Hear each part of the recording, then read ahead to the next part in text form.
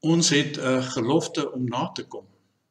Die Bloedrivier gelofte van 1838 klink so: Myne broeders en medelandgenoten, hier staan wy tans op een oogenblik voor een heilige God van hemel en aarde, om een belofte aan hem te beloof.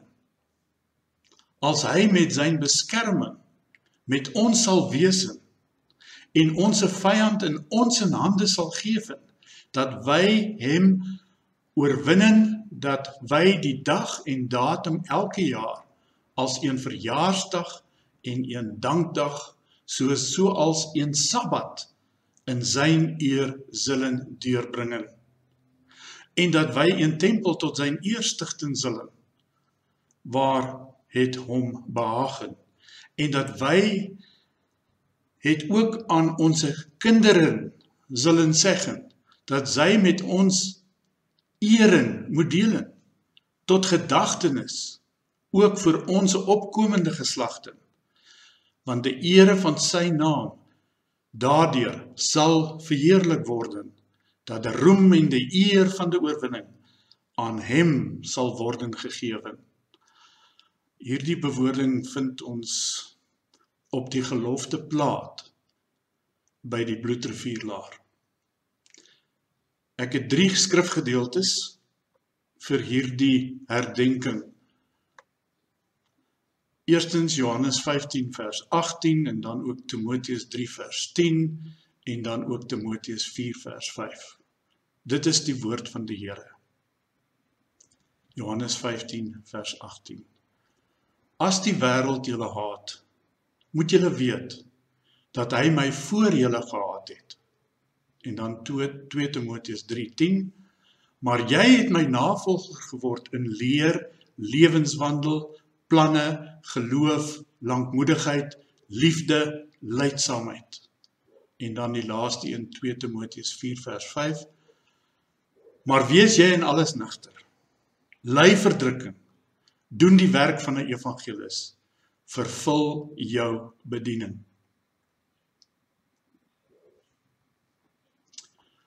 Die kerk van die Here Jesus Christus sal gedurende sy aardse bestaan altyd gehaat word en ons moet dit beskou as die strydende kerk.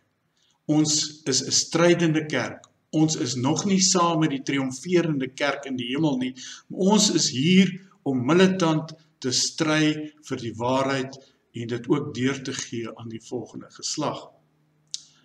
Die apostel Johannes verduidelik dit pragtig as hy die Here Jesus se eie woorde aanhaal. Omdat julle egter nie aan die wêreld behoort nie, maar ek julle uit die wêreld uitgekies het. Daarom haat die wêreld julle. Johannes 15 vers 19. Wanneer die apostel Paulus aan Timoteus 'n brief skryf, dan sluit hy pragtig aan by dit wat die Here Jesus gesê het in 2 Timoteus 3 vers 12. Almal wat in Christus Jesus toegewy aan God wil lewe, sal ook vervolg word. Die kerk van die Here Jesus Christus, terwyl hy op die aarde is, voor die wederkoms, sal altyd en moet 'n strydende kerk wees. Ons kry egter in ons geleesde gedeeltes ook 'n tweede rede waarom die kerk van Jesus Christus altyd 'n strydende kerk sal wees. Johannes 15 vers 21. Maar hulle sal dit alles aan julle doen, omdat julle my naam bely en hulle hom nie ken wat my gestuur het nie.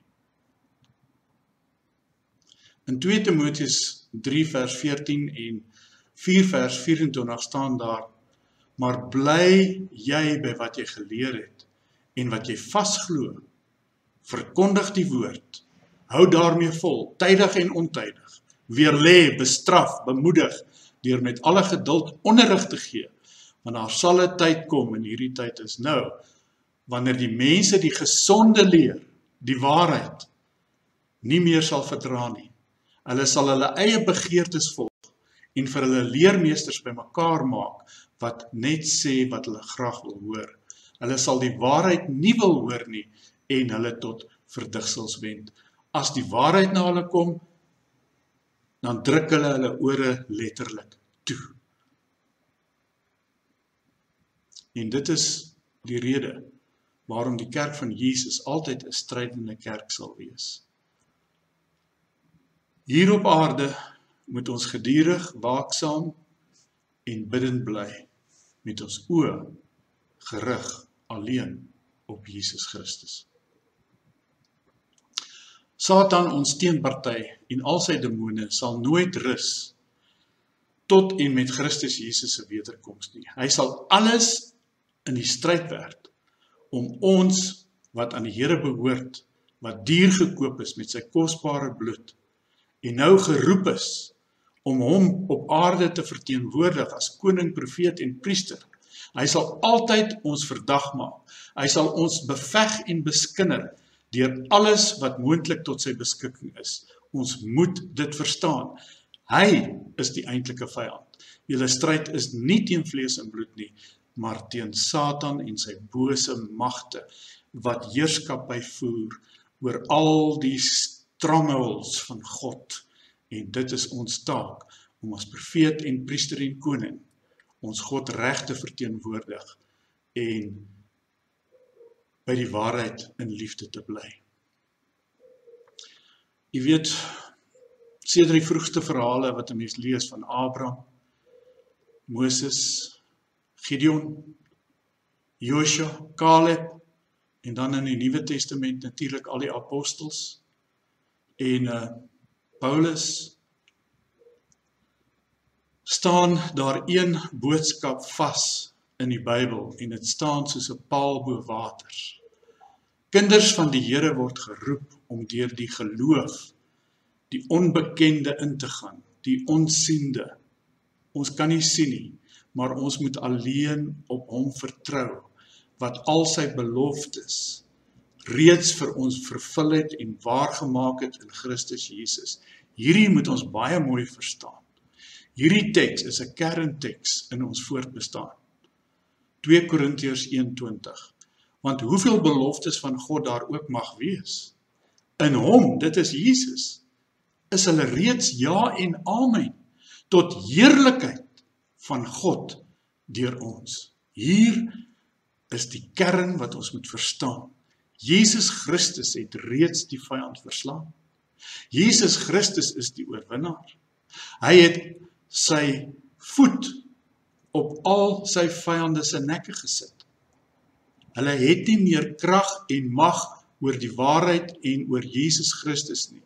Aan Christus Jesus behoort nou alle mag in die hemel en op die aarde. Daar is geen groter mag ter wêreld as ons opgestane Jesus, wat nou aan die regterhand van die Vader sit nie. Dit is die kern waar ons moet aan vashou. Hy is reeds 'n oorwonne vyand. Nou roep Paulus vir Timoteus op en vir ons, om in alle omstandighede, wat ook mag kom, nugter te bly. Daarmee word bedoel, om voortdurend jou roeping en jou taak, waarvoor God jou geroep het.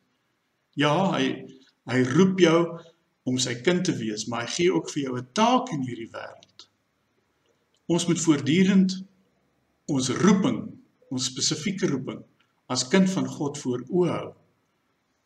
En ons moet leef vanuit hierdie beloftes, wat ja en amen is in die Here Jesus Christus. Nee, daar is geen rugdraai nie. Daar is nie ophou nie. Dit is vorentoe. Hy wat sy hand aan die ploeg slaan en omkyk, is nie geskik vir hierdie koninkryk nie. Dit is net vorentoe. Vorentoe. Nugter. Hoekom? In 1 Johannes 16 vers 33 staan daar ook, dit sê ek vir julle, sodat julle vrede kan vind in my. In die wêreld sal dit moeilik wees vir julle, maar hou goeie moed. Ek het die wêreld klaar oorwin. Groter is hy wat nou in jou woon, deur die Heilige Gees, as wat hy wat nog in die wêreld is, wat nie weergebore is nie, en wat God nie ken nie. Nou, 'n kind van God is dus nugter, wanneer hy of sy die belofte woord van die Here ter harte neem, gelowig daaraan vashou, en onder alle omstandighede volhard in die handhawing van die waarheid van Jesus Christus, wat gesê het, ek is die weg, die waarheid en die lewe. En sodoende reflekteer ons iets van die grootheid en die almag en die heerlikheid van die oorwinning van Jesus. Ons is maar soos die maan, wat so mooi geskyn het die afgelope paar dae, so helder, maar dit reflekteer die son. Dit is nie sy eie straling nie.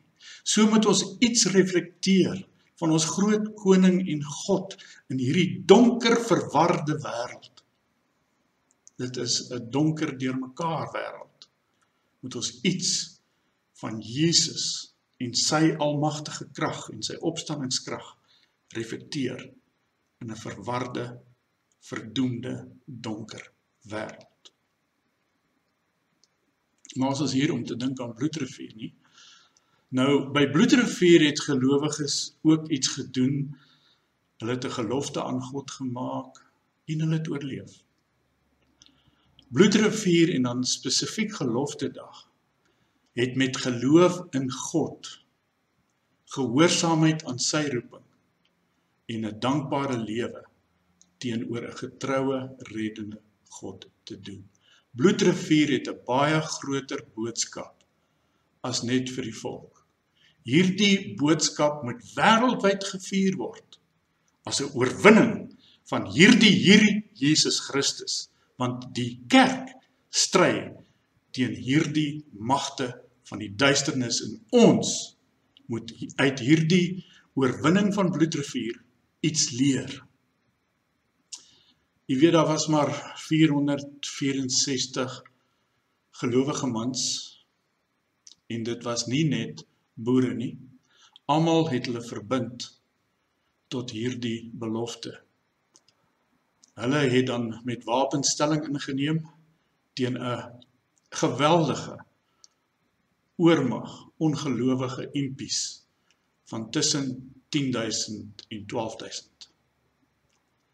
Nee, ons as kinders van die Here is die draers van die waarheid, dat Jesus die Here is. En ons het behoue gebly, omdat hierdie groepie mense nigter gebly het. En toe alles letterlik, om hulle pik swart word, letterlik en figuurlik, het hulle 'n verbond met God gedoen, en God se beloftes geglo, en hulle het oorwinnend aan die kant uitgekom, en dit is 'n les vir alle Christene wêreldwyd. In die mees aangrypende en angsvolle oomblikke van ons voortbestaan in ons geloofsouers, was hulle wel beskerm, gedra en het hulle behoue gebly, omdat hulle geloofsoë en geloofsore gerig was op die een wat alle mag in die hemel en op die aarde het, en aan wie se roepstem hulle gehoorsaam was. En omdat die Here van hulle lewens en hulle getuienis getrou was, en elke belofte waargemaak is vir hulle, en aan hulle die oorwinning gegee het, het hy ook alleen al die eer gekry. Geloftedag roep dus elke gelowige in Christus Jesus op om die kerk van Jesus Christus weer op te roep tot hernieude toewyding en dank aan God. Hierdie hernieude toewyding het spesifiek daarmee te maak dat ons alles sal doen soos wat ons vaders beloof het. Om met ywer die Here te dien, om hierdie dinge aan ons kinders te leer, die volgende geslag, sodat hulle ook meer as oorwinnaars in hierdie wêreld kan wees. Die herdenking van Geloftedag gesien teen hierdie agtergrond is baie meer as net 'n volksfees. Dit is in die eerste plek 'n dankfees. Al die eer kom God alleen toe, wat sy kinders nooit as weeskinders alleen sal laat nie.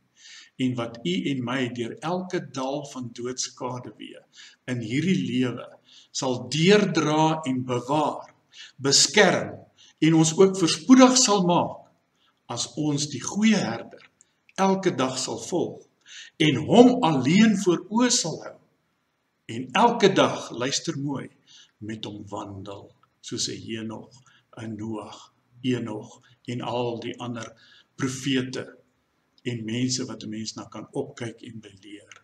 Ons moet leer om weer elke besluit te neem in die lig van die oordeelsdag.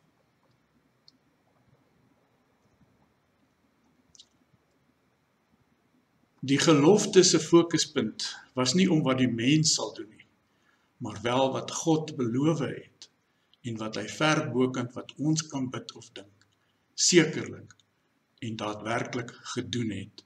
Dit is hierdie God wat ons moet vertrou, ook vir 2026, en solank die Here ons spaar, dat ons as begenadiges weer opnuut ons sal toewy aan hierdie almagtige God. Maar geloftedag is in die derde plek ook 'n geleentheid tot selfondersoek. Dit vra pertinent, kan ons en wil ons nog die geloofstree, die onbekende in? Is ons ook bereid om ons oë op Jesus te rig? Is ons ore ingestel op al God se beloftes, woorde en wat hy beloof het, ten spyte van die bose magte, die afvalligheid van hierdie wêreld, die verdigsels, die gekonkel van die vyand in die donker met sy woord, met al sy verleidende oormoed en versoeking, is ons oë op al sy vaste beloftes.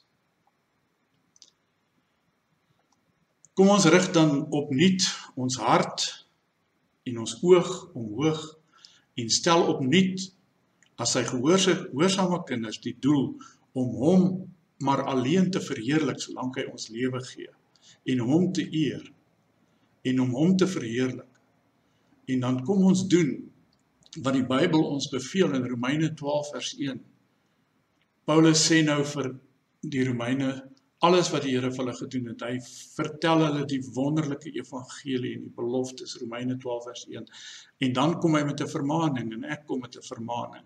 Ek vermaan julle dan, broeders, by die ontferming van God, dat julle julle liggame stel as 'n lewende, heilige en aan God welgevallige offer. Dit is julle redelike godsdiens. En word nie aan hierdie wêreld gelykvormig nie, maar word verander deur die vernuwing van julle gemoed, sodat julle kan beproef wat die goeie en welgevalle en volmaakte wil van God is. Wat geweldige troos. Kom ons leef getroos met al hierdie beloftes, met wat die Vader vir ons, Jesus, kom doen het, maar ook in die krag van die Heilige Gees, om so die belofte woord, dat Jesus die wêreld reeds oorwin het. En kom ons buig, wanneer ons gesondig het, kom ons bely dit, opreg voor die Here. Ons kan nie koning Jesus se heerskappy langer ignoreer nie, sy gees bedroef, sy beloftes met klein geloof te meng en te minag en te ignoreer nie. Nee, kom ons bly in alle omstandighede nugter. Kom ons verdra lyding. Kom ons doen ons werk waarvoor God ons geroep het. Kom ons doen dit as draers van die blye boodskap en die evangelie van verlossing. Dan hoef ons geen onheil te vrees vir 2026 nie. Amen.